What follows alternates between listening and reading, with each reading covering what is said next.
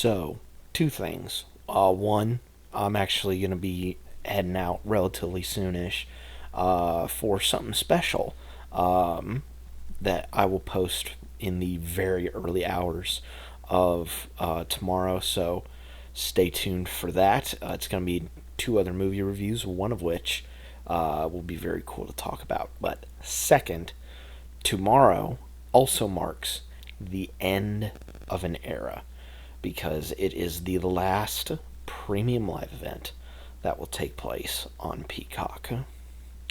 Pour one out for Peacock. They had a good run, but everyone eventually bows down to the almighty Disney dollar because starting next month, $30 a month. I mean, I'm not going to pay for it, but I'll still find a way to watch those shows. My name is Daniel Strunk. Welcome to Quick Time Reactions, and this is my Clash in Paris predictions. I'm looking forward to this show, but I think it is going to be very obvious and very clear that WWE are probably going to hold back some of their bigger matches for next month. I've heard a lot of people say that this card is not that impressive, and that the outcomes are going to be very predictable, but I do agree with that. However, I still think it's going to be a very good show, and I hope that the matches are really good nonetheless. So let us get into this, shall we? First up, we have a match that was actually added on last night's SmackDown. We have the wyattsicks, who are the current SmackDown Tag Team Champions, or should I say the WWE Tag Team Champions. They are taking on the streetprofits for those tag team titles. I'm thinking that this is a pretty easy one. It's going to be the wyattsicks retaining these titles because, one, I sincerely don't see them dropping the titles this soon. I think they won them maybe 2.5 months ago, I think, maybe. And I don't see them dropping the titles now, especially considering the fact that at Halloween Horror Nights they have their own house at Halloween Horror Nights. So my assumption is I don't think you would want to do that if you're WWE and you want the good, promotion of that haunted house. So, there's that aspect. So, yeah, I'm going to go with the wyattsicks to retain their tag titles. Next up, for the women's IC title, Becky Lynch will take on Nikkibella. I think I saw somewhere on social media an image of I think the first time that they wrestled each other, which was back in 2016. So it's been 9 years since they last had a match with each other, which is absolutely insane. But it feels very fresh because they are two completely different characters. Back when they first wrestled each other.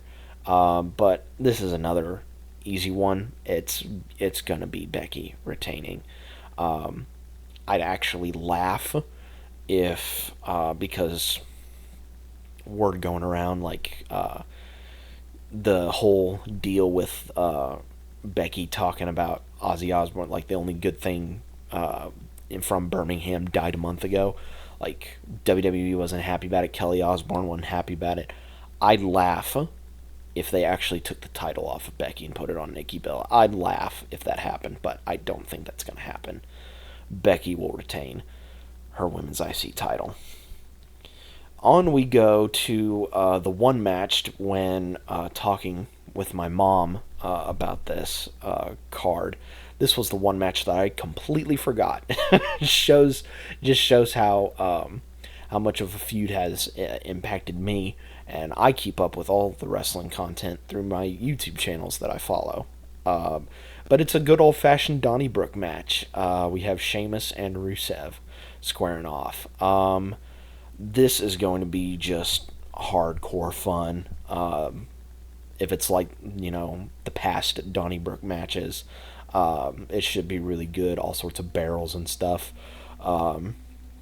around the ring, as well as I think the one at Extreme Rules with Brawling Brutes and Imperium, when they're like a bar set up on the outside. So there's going to be lots of fun decor around the ringside area. But in the end, though, I do believe that Monsieur Sheamus will end up winning this match and putting a cap on this feud. Up next, we have the Tribal Chief versus the Tribal Thief with his Shula Fala. It is Roman Reigns versus Bronson Reed. This just seems pretty academic here. Like, we all are going to say Roman's going to win. But I'm hoping out of this match that Bronson gets a good showing. Like I said, I don't think he's going to win, but I just hope out of this he gets a good showing and he gets like maybe a near fall or two on Roman, because I think that would do wonders for him. And if he has Roman up against the ropes, and actually looks like he is going to beat him, I think that would be massive for him. But I don't think they're going to take that extra step and actually have Bronson beat him. I don't see that happening. So Roman Reigns will not only win the match, but maybe, hopefully, get his shoes back. For the World Heavyweight title, it is Seth Rollins, cmpunk, Jeyuso, and laknight. Yeah. This is going to be a very chaotic four-way, but I think the overarching story is going to be Punk, Jay, and laknight trying to neutralize Seth, who, Seth has grievances with all three of his opponents.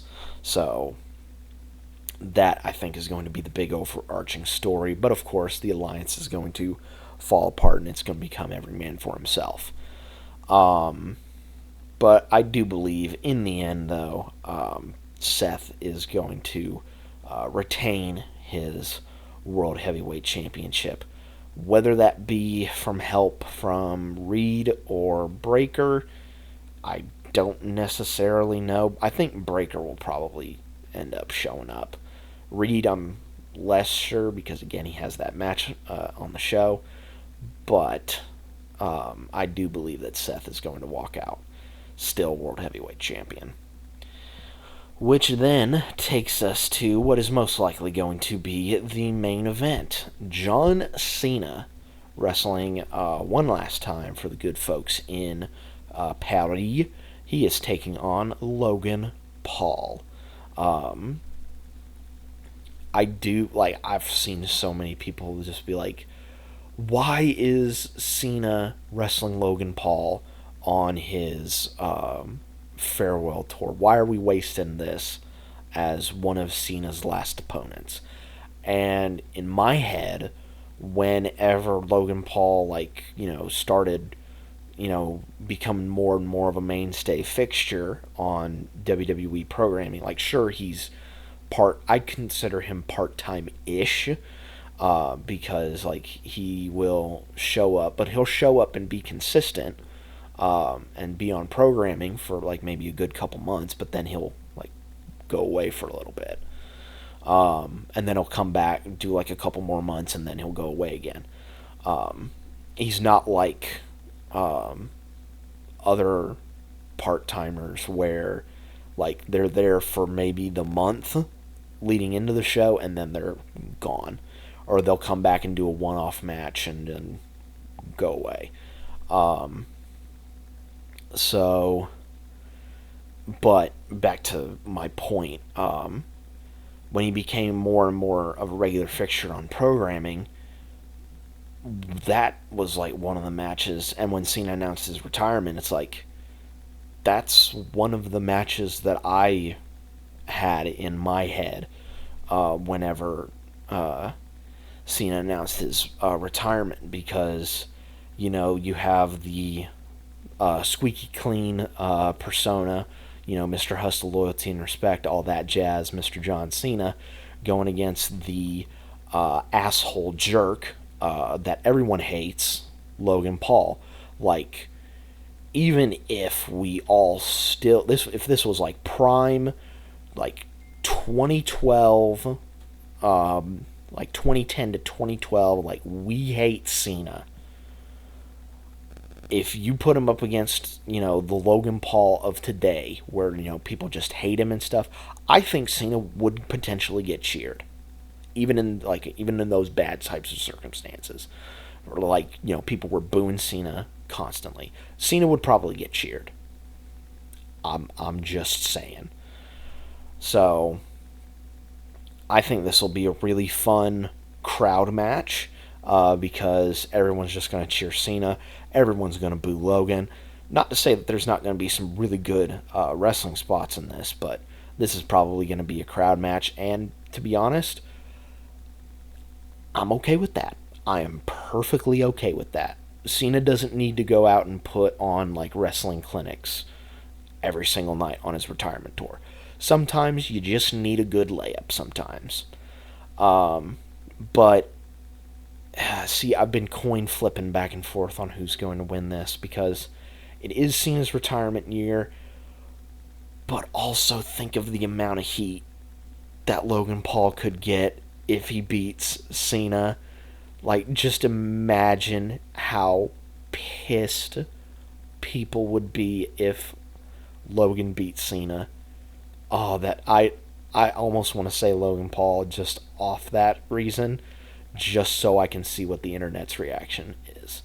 But no, I am going to stick with my guns and say John Cena will beat Logan Paul and get to have his hand held high at the end of the show. But yeah, those are my predictions for Clash in Paris. I'm looking forward to the show tomorrow. And like I said, end of an era, because this will be the last show on Peacock before they all go to ESPN. But don't worry, I will still find a way to watch these shows. You mark my words. But until I see you all tomorrow for my review of the show, be safe out there, and I will see you next time.